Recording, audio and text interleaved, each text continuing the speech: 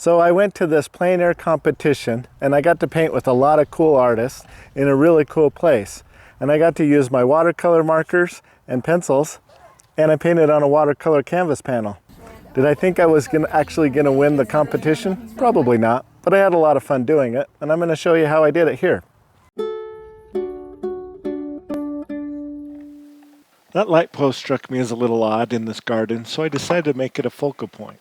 But first, I need to get that blue sky established. You can hear that this watercolor canvas is a little rough, but it's also less absorbent than the traditional watercolor paper. So the pigment from the watercolor pencils will spread really nicely once I wet the pigment that I'm laying down.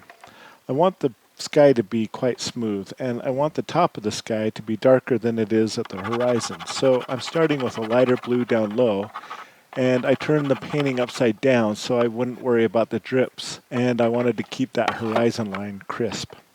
I did this flip a couple of times, and since the top of the sky is bluer, I didn't mind that the pigment went up the painting by turning it upside down. Turning the painting upside down is a decent trick for making the gradation from dark to light more natural looking. And that sky takes some time though, so I'll have to let it dry completely before adding more layers. So now it's time to make a mess underneath the sky. I'm starting with a dark green watercolor marker just to remind myself to make the shadows darker.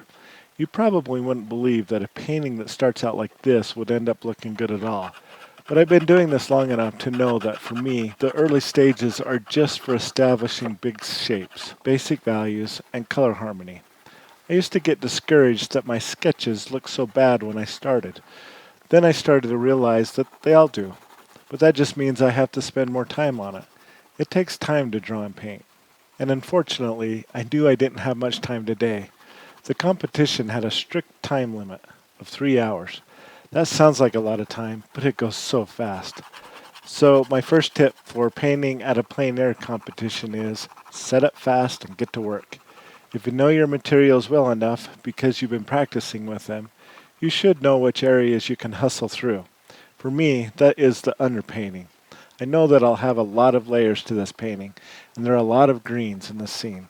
I'm hoping that I can have some interesting color harmony, so I'm applying a bunch of colors of both warm yellowish greens and cool bluish greens, and I'm hoping they'll blend well when I wet it.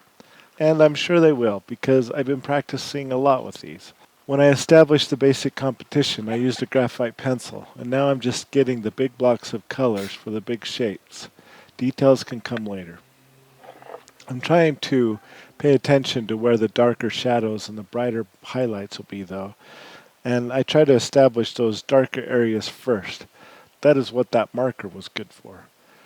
Now that I'm adding water, I'm mainly concerned with getting rid of the white of the canvas mostly.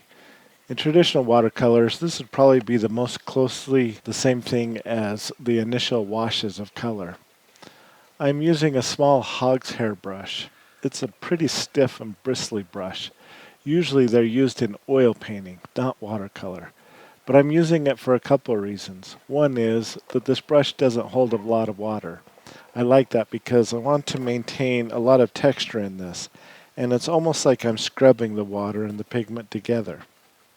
It's leaving some interesting brush marks, and I'm hoping that will help these bushes look rougher and more natural looking. So far I think I like what I'm seeing.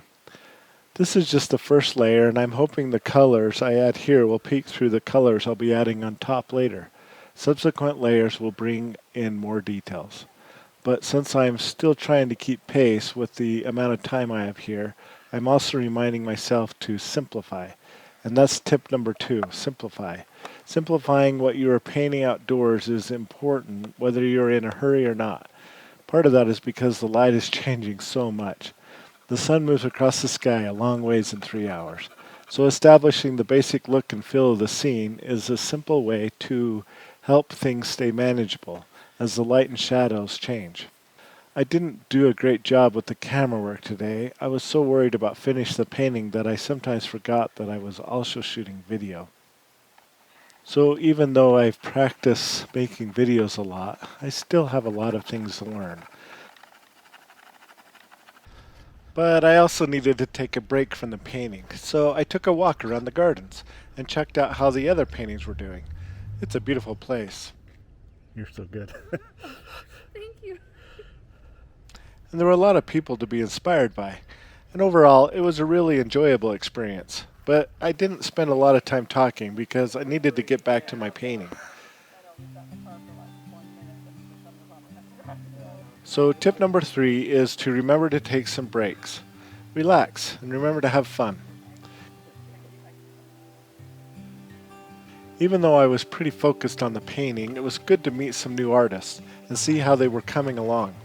There were a lot of younger and beginner painters here, and it was both cool to see so many ages represented, but also good to have a reminder that I've come a long way in my art journey. And I have a long ways to go, too. The rest of this painting is just going back and forth between pencils and water with the brushes. And on these bushes, I'm trying to make dark shadows and the highlights to try to create some depth. I'm also introducing some different colors besides the greens. I like using reds and oranges with the greens because using complementary colors is a good way to make the painting look more vibrant. It's also a good way to make gray, so I have to be careful on how I blend them. And I'm going pretty loosely and pretty scribbly with that brushwork.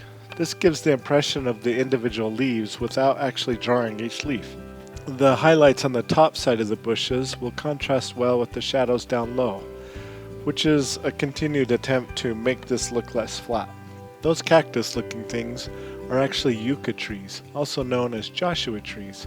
They get a lot bigger in the southwest part of the United States, and the climate here in Utah gets a lot colder in the winter, so while it's a healthy tree, it has never flowered, and it probably won't grow very big. The trunk is kind of wood looking and brown, so I'm adding that texture for the trunk, and also some greenish yellow texture for the leafy tops. I'm jumping around the painting a lot though.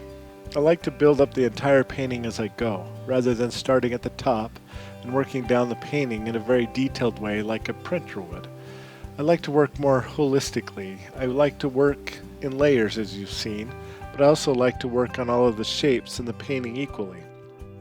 I try not to think of the shapes as defined objects either, like a single bush, tree, or rock. Instead, I'm trying to think of them as just shapes, with light and shadows. Even though I know that lamp is a lamp, I'm trying to think of it as a combination of rectangles and angles. Using that watercolor marker was a good way to establish some dark crisp edges though, and then I go in with a water brush to soften some of those edges and make it look more complete and natural looking. I like how the brush picks up some color from the darker areas, so I can make some lighter gray marks with the residual pigment.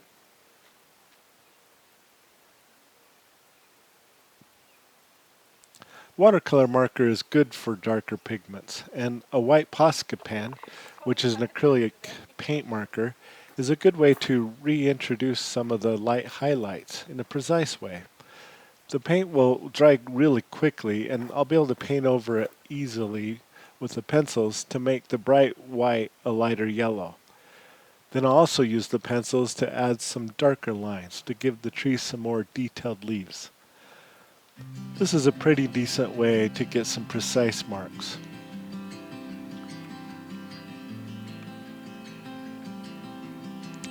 Drawing from observation and just trying to get down what you see along with the limited amount of time I had is both hard and fun and sort of relaxing.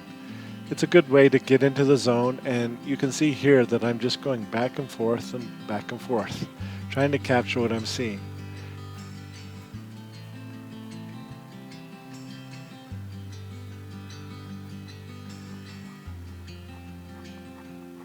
You can also see that I've come a long ways from that initial mess I made. Staying patient and trusting the process is paying off. Notice the variety of colors I'm using, and I'm going to leave these final marks mostly dry. I won't blend them away like I did the earlier layers.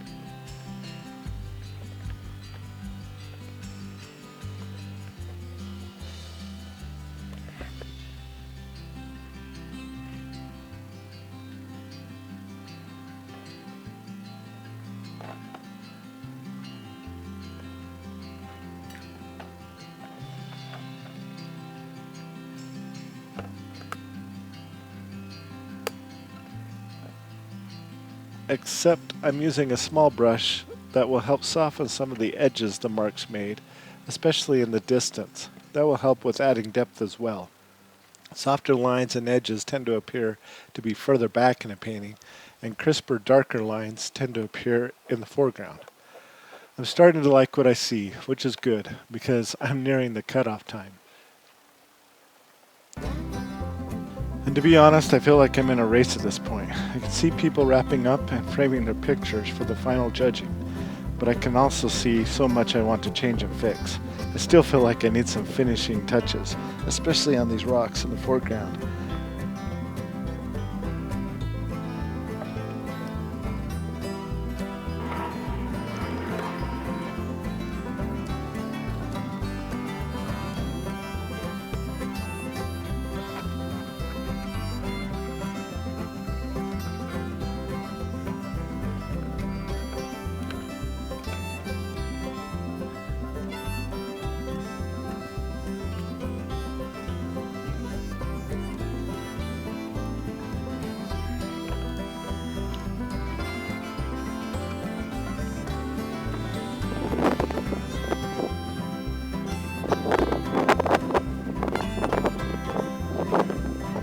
My alarm on my watch went off and I need to go.